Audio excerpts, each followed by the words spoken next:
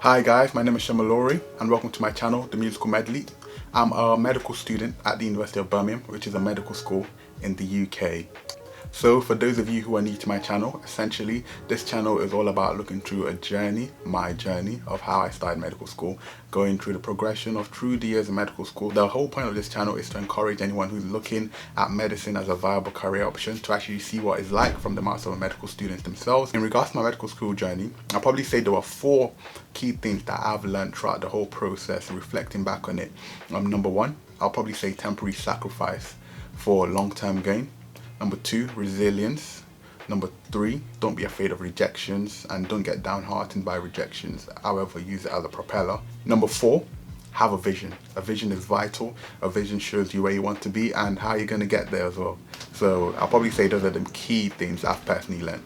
So if you look back at it, I started thinking about applying to medical school during GCSE years. I'm not one of those people that I always wanted to do medicine. I didn't. At first, I wanted to do mechanical engineering like my dad, because my dad did engineering, so I wanted to be like my dad. So I thought engineering would be the one for me. I thought I'd like it, I thought I'd enjoy it. I always wanted to be an engineer up until year 10. So my parents, they're great. They brought us up, me and my sisters, with a mindset that regardless of whatever you want to do, aim to be the best. So aim to be the best at everything.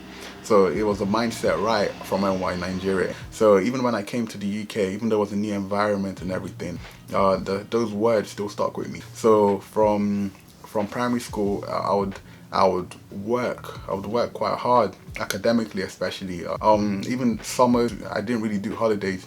Summers, my parents, they would make us write a timetable of like revision. So a revision timetable of what we'll do every single day for the whole of summer to revise. So maths, English, PE, so you have to schedule PE time in there as well. Whatever science, whatever subject you wanted to add. And we basically did this till year 9, I believe. And then after that, we were doing it not because we had to, but because obviously GCSEs were there. So this kept me disciplined. It made sure that I had a regime to follow even during the summers. So summers where you should be a bit more chilled, I was actually working quite hard during the summers. I'll probably say I worked harder during summers than during, normal school time. Again, I didn't know I wanted to do medicine. I just wanted to be the best I possibly could be. And this mindset was in my mind for everything. And I think it's made me personally quite competitive. I like to be the best at whatever I do. So when I got into secondary school, it was the same mindset as well. Try to be the best, always aim to be the best. So basically year 7, year 8, year 9. So if there are any Americans watching, I believe that's high school for you guys. So year 7, year 8 and year 9, I would just work like I don't have to describe myself. I was a hard worker, but I also like to have fun at the same time. I also really grinded. So when I would get home, like I would work, like I would revise really hard. Again, same thing over summers, I revised really hard. And that mindset didn't just help me academically, it also helped me in other aspects of my life as well. Even in regards to when I used to do athletics as well. Because I had that mindset to always be the best and that drive to always be the best, everything I did, I always wanted to be number 1. So that mindset actually helped make me an all-rounded individual, because my parents didn't just apply it to academics, they applied it to everything, every single aspect of life. So that was like the pre-medicine time. So I didn't know I wanted to do medicine, but year 7, year 8 and year 9, I just worked hard, got good grades, did well at my extracurriculars, started learning how to do a bit of music as well on the side, took athletics, 7, 8 and 9, I took athletics quite seriously as well. So I was county champion twice for 100 meters. So I was building a list of academic accolades, and I was also building a list of non-academic accolades as well, which is something that's very important to have if you want to apply to medicine, because you need to show yourself that you're all-rounded. I was lucky enough that even at the end of year 9, I received an award called the Headmaster's Award, given by the headmaster to an exceptional student. So I got that. That also helped me to have in the medical application as well. So all these things, I didn't know what I was doing, but I was basically padding up my CV, as it were. or my personal statement, with all these various things before I even knew about it. So this was even right from year 9, and I'll be applying to medical school in year 12. There's a big gap between those. But however, I just knew that in everything I do, I always have to be the best, thanks to my parents. So yeah, I did that. When I got to year 10 and 11, that's when I really started to have a love for biology especially, and chemistry. And I started to think of careers which really suited me and started to suit the skills I had acquired as well. So it was something that I thought about, and I thought about throughout the whole of the GCSE time, because I was still, warring between medicine. It was actually my GCSEs that cinched it, because I basically said to myself that if I do really well, I'm going to apply for medicine. Because before that time, I knew I was intelligent, but personally, I didn't think I was smart enough to apply for medicine. That's the truth of it. I actually didn't think I was smart enough to apply for medicine. And because we hadn't had any doctors in my family before, my parents encouraged me quite a lot in regards to, think about medicine. They didn't force me, but they encouraged me, and did my GCSEs. And I was lucky enough, did very well in my GCSEs, got good grades. I was like, yes, I can definitely apply for medicine now. So I used that drive, took it to year 12. But I was like, yes, I'm going to work very, very hard in year 12, do what I need to do this and that. However, year 12 was a bit of a different story. And then this is where one of the key words I said at the beginning comes in: resilience. So year 12 was fine in terms of the year, but it was different. So yeah, so year 10 and year 11, it was all about how hard per se you worked. You didn't really have to work smart. And something I'm very good at is working hard. I can revise for long periods of time, and that's fine. But year 12, you had to think a bit differently. So I was very good at, memorizing knowledge, because I could work hard, so I could memorize things very, very easily. But year 12 and year 13, the technique is different, because it's not just about memorizing stuff, it's about understanding it as well. And I realized where I'd fallen short, or where I wasn't doing as well in regards to what I could have done better, was my understanding and making sure I actually understood what I was learning. Cause like if you ask me to recite something, I can say it back to you word for word. But if you ask me what I understood from it, then now it's a lot better, because I've learned my mistake. Yeah, so as a result of this, year 12, I worked very hard in year 12, but because I worked hard and I didn't work as smart as I could have, by the end of it, we did AS at that time. They don't do AS in the UK anymore, but we did AS grades. So at the end of my AS grades, I got 2 A's and 2 B's. So I got an A in maths, an A in biology, a B in, a B in physics, and a B in chemistry. So remember I said I like chemistry. I still like chemistry, but I just got a B in it for some reason. So I know some of you will be saying, oh, that's quite good. But again, because of the standard I set, not that there's anything wrong with it, I recognize that those grades are good, but because of the standards I set myself, my target was 4 A's, and when I didn't reach that target, I was disappointed. And to me at that moment, it felt like a rejection of my goals, because again, 4 A's, because my mindset is, if I'm the best at everything, then it will make my pathway to medicine easier at that point. But I used that as motivation, used that as fire, that look at, you worked hard. And I know I worked hard, that's the thing. And I know some of you might be able to empathize. You work hard, but it just feels like your hard work isn't matching up with the results. So at that time, I worked very, very hard. And I remember I worked so hard, but I didn't get the results I wanted. So I went back, reflected, talked to my parents as well, talked to people who actually could help me at that time as well. So essentially, after reflection, I realized that I worked very hard, but I didn't work smart enough.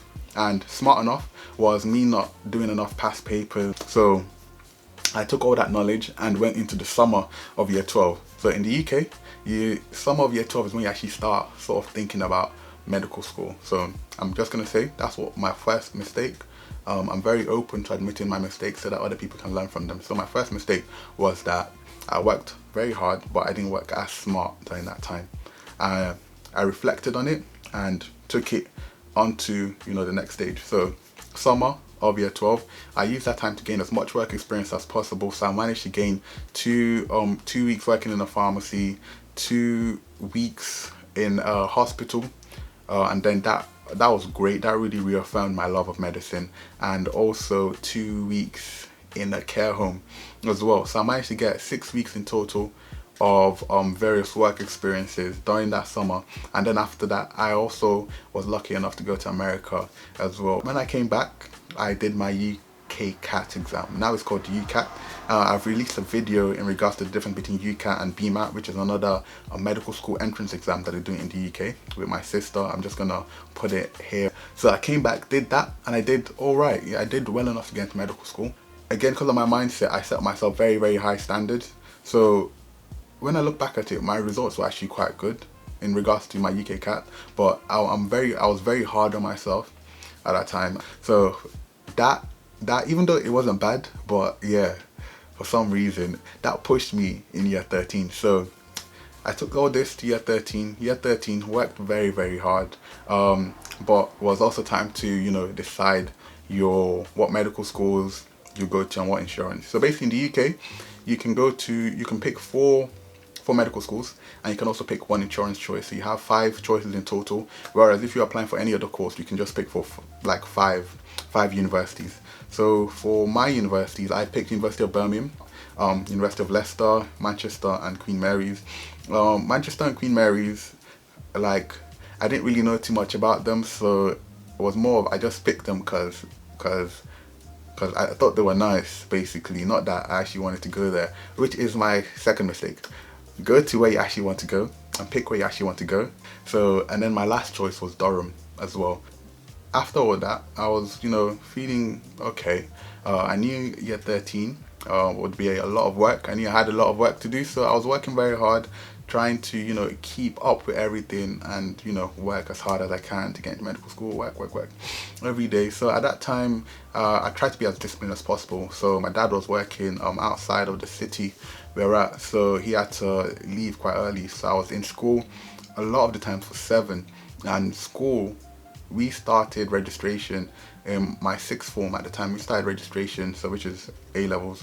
We started registration at 8:45, so I was in school an hour and 45 minutes before. And what I used that time for, I revised that whole time, and I'll stay behind till 5 or 6 most of the time to revise as well. But staying behind was a bit. It didn't always work, because if your friends stay behind as well, I promise you're not gonna get any work done. So yeah, I'll just say it doesn't matter whether you stay behind or go home. If you know you can do work in an environment, that's all that matters. But for me, coming early really helped me, because it just gave me time to revise, time to work on what I needed to do. I did focus less on rote learning content, more on understanding content, and also more on putting it to practice. So past paper questions, if I had any questions from past papers, I would literally go to the teachers either in the morning or after school, because teachers also get there early, morning or after school, and I would just ask them to sit me down and explain everything step by step till I understood it. So yeah, I did all that. I done my UCAT, was going through the process, and then I got my first bad news. So my first bad news was I got rejected from Durham. So remember, Durham was my insurance choice. I applied to Durham for biomedical sciences, and for me, for some reason, I didn't really think it through, because it was insurance. So insurance choices, and you definitely don't want to go there. But for me, if you put yourself in my shoes, at that time I hadn't received any interviews, I haven't received any positive news in regards to medical applications. So me getting rejected from my insurance choice, a place I didn't even want to go, is like, my mindset was that if my insurance choice is rejecting me now, what are the actual medical applicants gonna say? So I was I'm not gonna lie, I was very, very shook. Yeah, I believe in the idea of people have a purpose in life. You know, you have a place where you want to be. So I knew my place would be in medical school. I held on to that. So I picked myself up, one rejection. But then the next bad news came. I got rejected from Queen Mary's. They actually didn't say why I got rejected. I think to be honest, I think my application was good in general, but just one of those things. I asked them why I got rejected.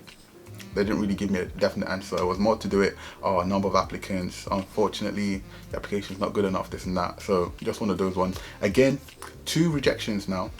Going back to my key point, 2 rejections now. And no positives. So in my mind, I was thinking, so I've been rejected from my insurance, I've been rejected from one of my medical choices. Oh, it's like looking a bit tight, but I don't get to medical school this year.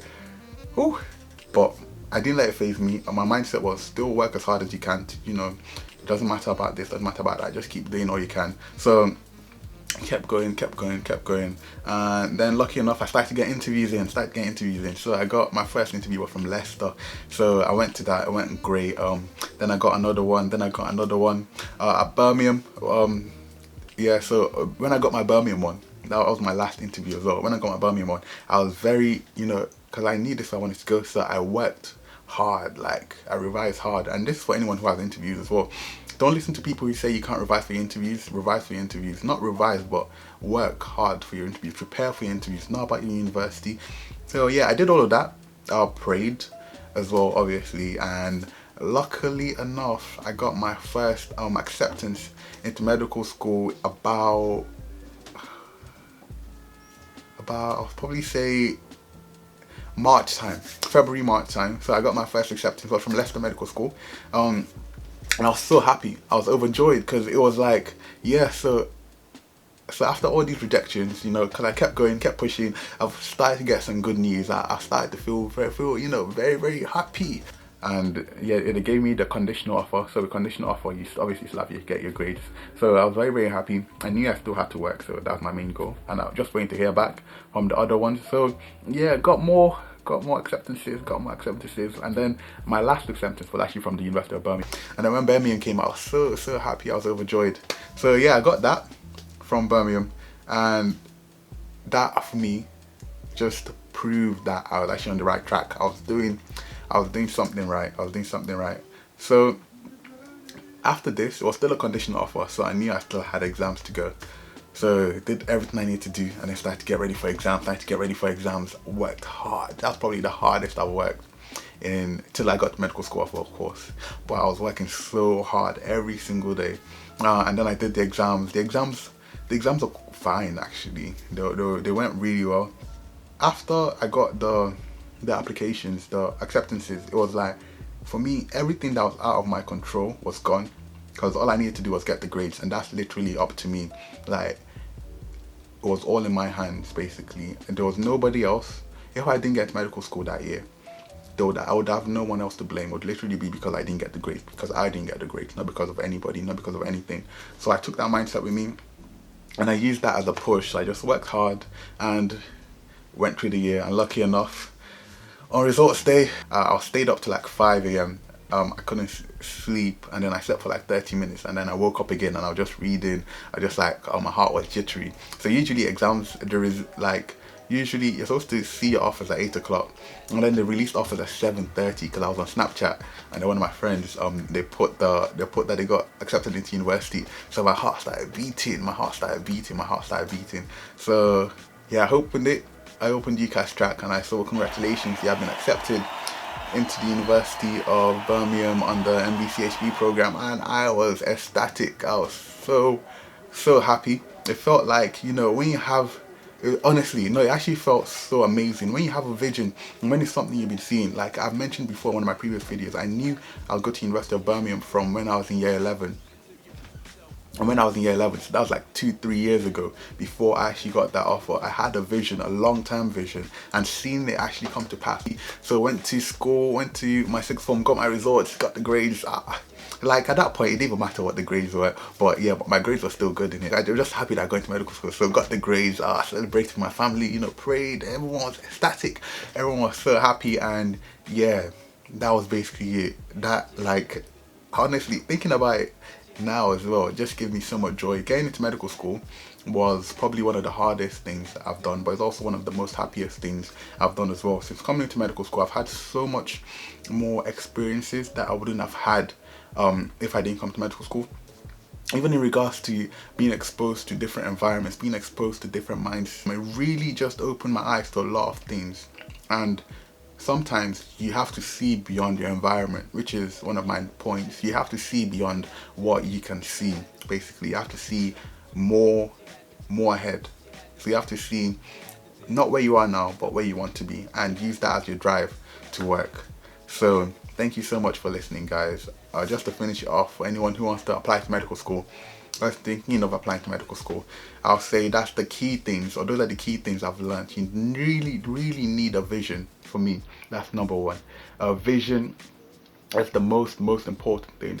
You can use that as a drive. So regardless, even when you get turbulent storms, even when you get rejections, you know, because you had your vision and your vision was resolute, you keep working and you keep pushing and you keep pushing to achieve that vision.